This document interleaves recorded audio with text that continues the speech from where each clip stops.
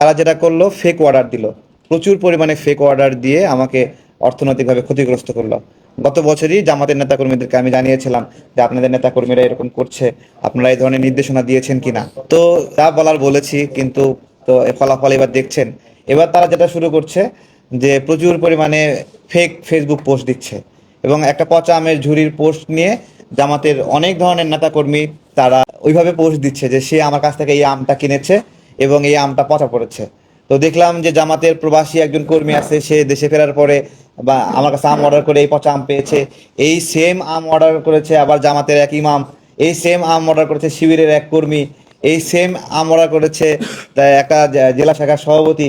এরকমভাবে আপনারা দেখেছেন যে ফেসবুক পোস্ট যারা করেছে এদের সবাই জামাত শিবিরের, এবং একই আমের ছবি নিয়ে তারা সবাই পোস্ট করছে, এবং সেই ছবিটা পোস্ট করছে আমের যে প্যাকেজ ঝুড়ি, সেটা কাগজের একটা বক্স, সেই বক্স আমরা আপনাদের মনে আছে আমরা এখানে আমাদের অফিসে, পাঁচতলার অফিসে, আমরা রাজনৈতিক কর্মীদের, রাজনৈতিক বন্ধুদের, তারপরে সাংবাদিক ভাইদের, আরো পথ শিশু, আমাদের আরো বন্ধুবর যারা আছে সবাইকে ডেকে আমরা আমের উৎসব করেছিলাম।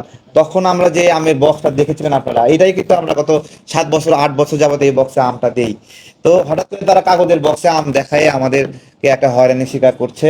আমাদের এখন যেটা হচ্ছে, ধরেন 10টা যদি অর্ডারের পোস্ট আসে আমাদের হোয়াটসঅ্যাপে, 10টার মধ্যে 7টাই এরকম আসতেছে আপনি তো পচা আম দেন। ফল আমি যেটা দিই এটাও পচে, এবং সেই পচার রংটা ওনারা যে পোস্টটা করতেছে সেটা রঙের মতোই রং। একটা আম যখন পাঠাই 3 দিন 4 দিন 5 দিন পরে এই আমটা যদি কেউ রিসিভ না করে, এর পরবর্তীতে এটা খুললে এটা ভয়ঙ্কর বিভৎস একটা রূপ। আমাদের পাঠানো আমই এরকম হয়। গতকালকেও একজন আম রিসিভ করেনি, সেই আমটা আমাদের অফিসে ফেরত আসছে, এটা গন্ধে আমরা থাকতে পারছিলাম না, আমার পাঠানো আম। তো সুতরাং আমাদের পাঠানো আমও পচতে পারে।